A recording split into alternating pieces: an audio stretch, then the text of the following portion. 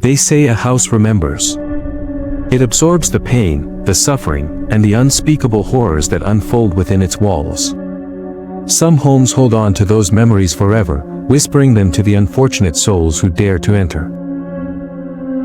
Tonight, we uncover the terrifying truth behind the Amityville Horror, an infamous case of mass murder, ghostly apparitions, and chilling paranormal activity that has haunted the world for decades. It was the night of November 13, 1974. The quiet, affluent neighborhood of Amityville, New York, was about to become the site of a horror story that would terrify generations. Inside the three-story colonial home at 112 Ocean Avenue, 23-year-old Ronald "Butch" DeFeo Jr. lay awake in his bedroom. Shadows danced on the walls as a storm raged outside. But something else stirred within the house, something sinister. "Butch. They won't stop talking, the voices, they won't leave me alone." At 3:15 a.m., Butch picked up a .35 caliber rifle. One by one, he entered the bedrooms of his sleeping family members. First, his parents, Ronald and Louise DeFeo. Then his two younger brothers. And finally, his two sisters. The shots echoed through the house, but no one screamed.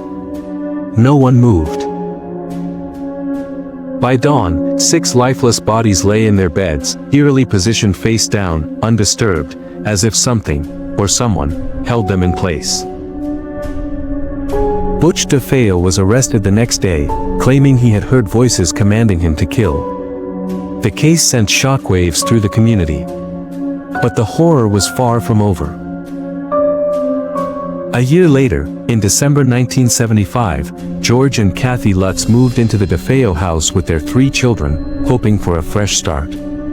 The home was sold to them at a bargain price, but they were about to pay in ways they could never imagine. Almost immediately, strange things began happening. The house was alive, its energy dark, suffocating. Doors slammed on their own. Footsteps echoed in empty hallways. A mysterious red room, hidden behind a basement wall, emitted an unsettling presence. The family dog refused to enter certain areas, growling at unseen forces. Then, the voices started. George Lutz. "It's 3:15 again, why do I always wake up at 3:15? Night after night, George found himself waking up at the exact time Butch DeFeo had committed the murders. A cold presence lingered around him, as if something unseen was watching, waiting.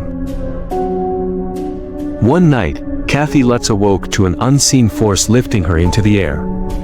When she looked in the mirror, her face had transformed, aged, grotesque, as if she had become something else entirely. Their daughter, Missy, began speaking to an imaginary friend she called Jody. But when asked to describe Jody, Missy's answer sent chills down her parents' spines. "Missy. She has glowing red eyes, like a pig." One evening, George looked out the window and saw them, 2 piercing red eyes staring back at him.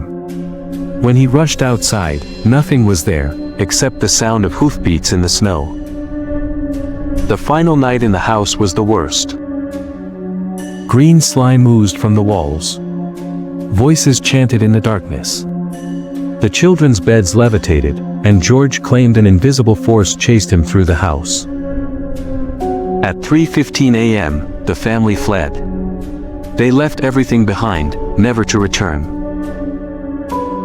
The Lutz family's experiences became the foundation for the Amityville Horror book and movie franchise, but skeptics argue it was all a hoax. Yet, the question remains, what made Butch DeFeo kill? What force lurked within those walls? And if it was all just a story, why did the Lutz family refuse to return for their belongings? Some say the house still holds its secrets. And perhaps, it still whispers in the dark.